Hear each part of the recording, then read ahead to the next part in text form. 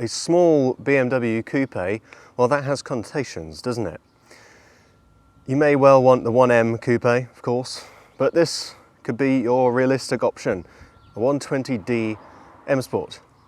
That means it's got 175 brake horsepower, 258 foot-pounds of torque, 6-speed gearbox, weighs 1450 kilos, means it does 0 to 60 in about 7.5 seconds, and it'll go on to 140 miles an hour. Now, strangely enough, it weighs the same as the 3-door hatch, and it's got the same coefficient of drag as well. It is longer though, and that makes it the same length as, say, an E36 3 Series Coupe, although the width is closer to an E46. The design, well, it's classic BMW. It's got a long bonnet, short overhang, but of course it's got those Chapman and Bangle influences, the best of which is possibly the rear, because it's like a splottled ducktail spoiler made into the boot. It looks very muscular overall, and possibly one of the best interpretations of that design language. It's good on the inside as well, so let's have a look.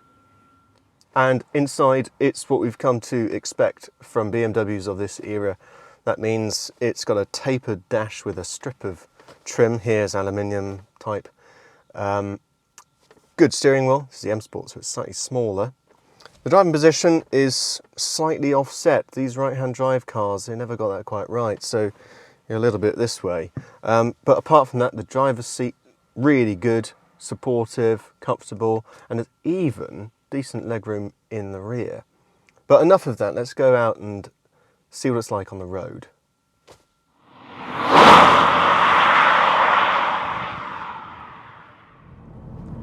Of course, it's a diesel, so the first thing you notice is there is a 4-cylinder diesel grumble. It's quite well refined though, the whole car is quite quiet. The low-speed ride is quite good. And there's immediate torque shove when you get out onto the national speed limits. Peak torque is at 1500 RPM or 1750, all the way to 3000, so a slog. And peak power is at 4,000. It means that there is shove anywhere in any gear. 6th is really tall. It means that you're doing about 2,000 RPM at 70.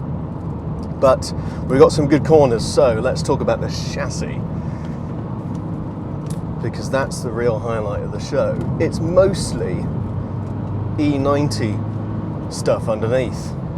That means there's aluminium stuff at the front, some McPherson struts, and a new 5-link rear axle. Curiously, above the hatchback, there's slightly wider tracks, front and rear. In fact, they're closer together, but there's still not quite as wide a track as the E90 3 Series. My impressions here, though, it's very sure-footed. We've got M Sport springs, they're about 10% stiffer, and it means that roll control, very impressive. And the whole car really on the limit has this lovely accurate neutral stance. Whoop. A little bit of understeer maybe. That's only if you're going a bit silly. The steering is electronic, so there's not a huge amount of feel, but it's all right and it is precise. It allows you to place a really confident front axle. Good grip. We got Bridgestone Potenzas on this car, 205 section on 17-inch wheels. It's easy to find yourself going really quite quick, but the car likes these long sweeping bends and powering out in 4th gear. That seems to be where it's happiest. It's fun, but it's quite serious, and you maybe hope that there would be more of a tune from the engine. That's where you get your 125 in, and obviously the 135, but mixed with this cruising capability and the fact that it's quite docile easy, quiet and reasonably comfortable, or even on these firm springs around town, makes it a really, really formidable daily driver that you can still have a bit of fun on your B roads.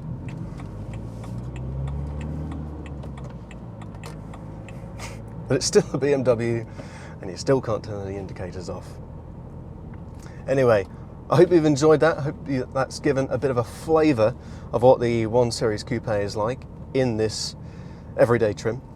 And if you want to watch any of our other videos, well, subscribe, like this one, and have a look through the library. But until the next time, thanks a lot for watching, and we'll see you soon.